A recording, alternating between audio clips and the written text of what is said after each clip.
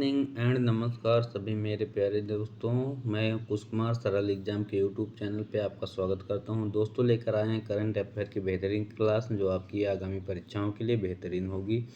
तो शुरू करते हैं। हमारा आज का पहला प्रश्न है हमारा, लोक उद्यम विभाग डीपीई ने किस कंपनी को नवरत्न कंपनी का दर्जा दिया है? तो इसके ऑप्शन हैं, A option National Fertilizers Limited, Bharat Coking Coal Limited या केंद्रीय भंडार निगम। तो सही जवाब इसका है नेशनल फर्टिलाइजर्स लिमिटेड। अब बात करें इसकी, तो यह कंपनी नीम कोटेड यूरिया मैन्युफैक्चर करती है। ठीक, इसकी स्थापना की बात करें तो इसकी स्थापना जो हुई थी 1974 में हुई थी। मुख्यालय इसका ग्रेटर नोएडा उत्तर प्रदेश में है। और आगे बात करें तो नवरत्न कंपनियां होती क्या हैं? तो भारत में नवरत्न कंपनियां सार्वजनिक क्षेत्र की कंपनियों का एक समूह है। ये कंपनी केंद्र सरकार की मंजूरी के बिना 1000 करोड़ रुपए तक निवेश कर सकती हैं। ठीक, और भारत में नवरत्न का दर्जा पाने के लिए कंपनी को कम से कम 3 साल तक मिनी रत्न श्रेणी 1 का उद्यम होना चाहिए। और साल 2024 में भारत में कुल नवरत्न कंपनियां 17 हो गई हैं। तो इसको याद रखिएगा, वर्तमान में कितनी नवरत्न कंपनियां? तो 17 है। अब आगे बात करते हैं अगले प्रश्न की। तो प्रश्न है हमारा, त्रिशूरपुरम महोत्सव कहाँ मनाया जाता है? ये जो है त्रिशूरपुरम महोत्सव कहाँ होता है? तो पहला ऑप्शन तमिलनाडु, दूसरा आंध्रा, तीसरा केरल और चौथा तेलंगाना। तो इसका राइट आंसर जो है केरल में होता है यह महोत्सव। अब इस महोत्सव की बात करें तो यह महोत्सव मलयालम कैलेंडर के मैदोम महीने में, मैदोम महीना होता है इसमें, अप्रैल का है, मैदोम महीने में मनाया जाता है। प्रसिद्ध वडक्कूनाथन मंदिर के विशाल मैदान में पूरी भव्यता के साथ आयोजित किया जाता है। अब बात करें केरल की स्थापना की, तो केरल की स्थापना जो हुई थी नवंबर 1956 में हुई थी इसकी स्थापना। ठीक, और राजधानी की बात करें तो इसकी राजधानी जो है तिरुवनंतपुरम है और यहाँ के जो मुख्यमंत्री है पिनाराई विजयन है। ठीक, सबसे ज़्यादा साक्षरता वाला है और जल बजट पेश करने वाला भारत का पहला राज्य बना है। और यहाँ के राज्यपाल की बात करें तो आरिफ मोहम्मद खान हैं। ठीक, और यहाँ की साक्षरता दर बताएं तो इसका 94+ है इसका साक्षरता दर। अगला प्रश्न हमारा है, अप्रैल 2024 में किसे मानवतावादी पुरस्कार 2013 से सम्मानित किया गया? तो ऑप्शन इसका मुकेश अंबानी है और बी है रतन टाटा, सी है मोदी और डी जेफ बेजोस है। तो इसका जो राइट आंसर है रतन टाटा को सम्मानित किया गया है। अब इसकी बात करें तो प्रसिद्ध उद्योगपति और परोपकारी टाटा समूह के चेयरमैन रतन टाटा को उनके मुंबई आवास पर आयोजित एक समारोह में प्रतिष्ठित, इसमें एक आंसर है, एक मिनट, KISS किस मानवतावादी पुरस्कार इसको कहते हैं, का पुरस्कार 2021 से सम्मानित किया गया था। 2021 का अब दिया गया इसलिए क्योंकि बीच में कोरोना के वजह से सिस्टम कुछ इसका रुक गया था, इस वजह से अब दिया गया। यह पुरस्कार रतन टाटा को 2021 में घोषित हुआ था। इस पुरस्कार को प्राप्त करने के लिए कोविड-19 महामारी के कारण देरी हुई है ना। अच्युत सामंत द्वारा 2008 में इसका शुरुआत हुई थी। अच्युत सामंत, अगर पूछ लिया जाए कि इस अवार्ड की शुरुआत कब किसने किया, तो अच्युत सामंत ने 2008 में इसकी शुरुआत की थी। ठीक, सामंत 2008 में इसकी शुरुआत की थी। वैश्विक स्तर पर मानवीय प्रयासों के लिए व्यक्तियों और संगठनों को मान्यता देता है। कुछ अवार्ड और भी हम बता दें जो मिले हैं लोगों को, तो जैसे है एक अवार्ड है ENBA life time achievement award 2023 में विनीत जैन को दिया गया है। ठीक, विनीत जैन।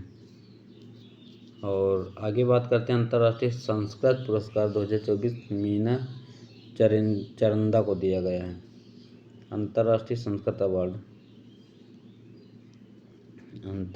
संस्कृत अवार्ड जो है वो दिया गया है मीना चरंदा को। संस्कृत अवार्ड मीना चरंदा 2024 का है, मीना चरंदा। ठीक, और आगे एक अवार्ड की और बात कर दें तो टाइम्स पावर आइकन 2024 पुरस्कार जो है वो दिया गया है विजय जैन को। विजय जैन है, ये पाए हैं टाइम्स पावर आइकन। और अगला अवार्ड है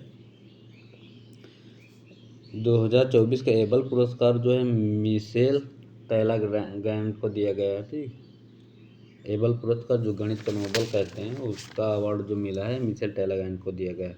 अगला प्रश्न हमारा है, एक मिनट, पहला व्यक्तिगत महासागर दशक सम्मेलन 2024 का कहाँ आयोजित हुआ है? तो बार्सिलोना स्पेन, पेरिस इटली या भारत?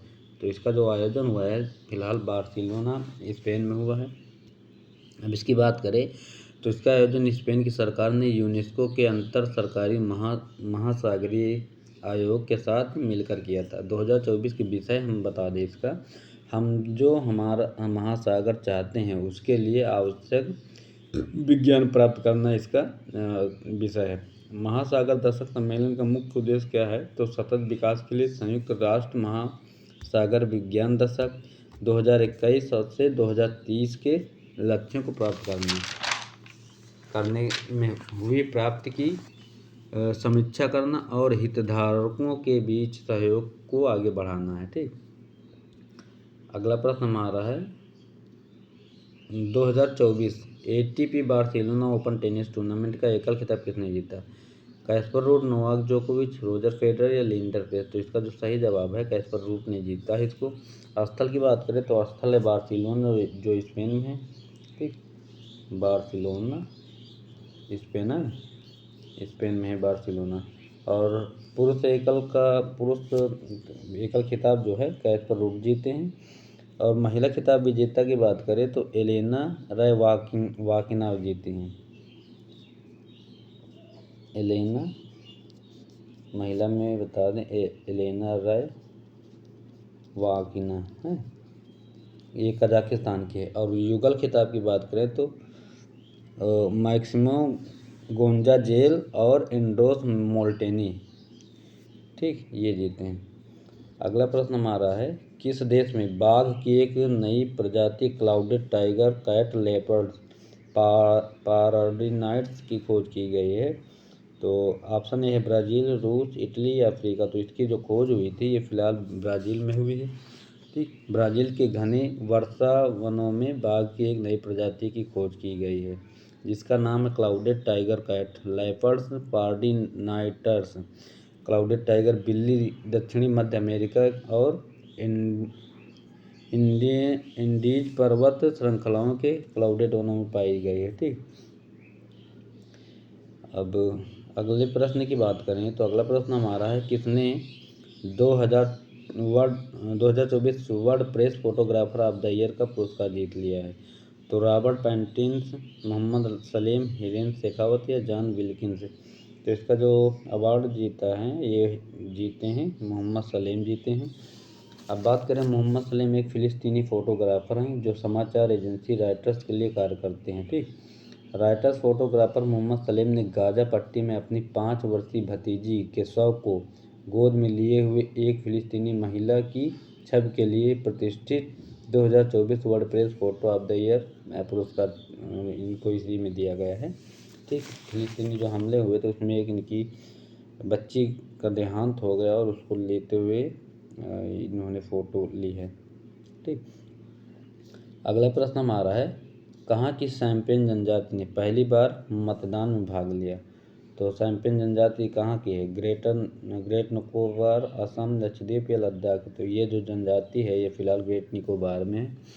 ठीक, अब बात करें इसकी तो भारत में विशेष रूप से कमज़ोर जनजाति समूह में से एक सैम्पेन जनजाति है, अंडमान और निकोबार में निवास करती है। लोकसभा निर्वाचित क्षेत्र में अपना वोट डालकर पहली बार चुनाव प्रतिभाग में भाग लिए। ये इंपॉर्टेंट क्वेश्चन हो सकता है आगामी परीक्षाओं के लिए।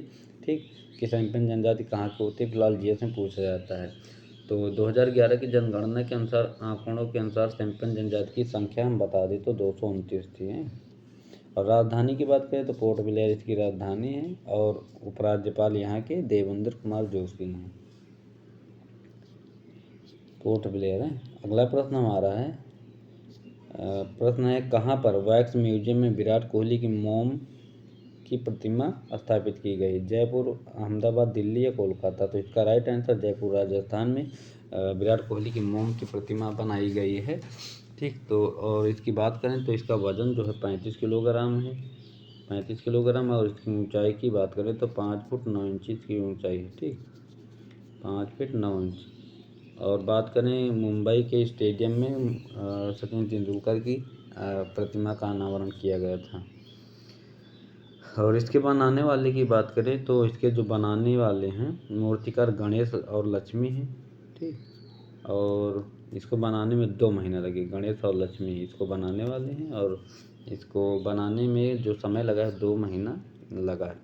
अगला प्रश्न हमारा है, किस देश ने एक रणनीतिक क्रूज मिसाइल के लिए सुपर लार्ज हेड का शक्ति परीक्षण किया? उत्तर कोरिया, चीन, अमेरिका या रूस? तो इसका राइट आंसर किम जोंग का उत्तर कोरिया है, परीक्षण किया है। अब बात करें वारहेड को हवासल 1 और रा-3 रणनीतिक क्रूज मिसाइल के लिए डिजाइन किया गया है। नए विमान भेदी मिसाइल प्यालजी 1 रखा गया है। ठीक, और एशिया का देश है उत्तर कोरिया की राजधानी जो है तो प्योंगयांग है। ठीक, प्योंगयांग। और मुद्रा की बात करें तो उत्तर कोरियाई वान। ठीक, मुद्राएं पूछ लेते हैं। और यहाँ के जो प्रधानमंत्री किम जोंग उन, सबको पता होगा, तानाशाह सबसे खतरनाक है, किम जोंग उन है यहाँ के तानाशाह और प्रधानमंत्री यहाँ के। तो ये थे आज के हमारे 10 महत्वपूर्ण प्रश्न और उम्मीद है कि आप लोगों को पसंद आया होगा। तो जो भी मेरे दोस्त इसमें जुड़ रहे हैं सब्सक्राइब कर लें चैनल को और मेरे इस क्लास को लाइक करना ना भूलें और सभी लोग ज़्यादा से ज़्यादा शेयर करते रहें। और दूसरी क्लास जो है हमारी दोपहर को अपलोड हो जाएगी तो उसको भी देखना ना भूलें। तब तक के लिए थैंक्स, पढ़ते रहिए, बाय।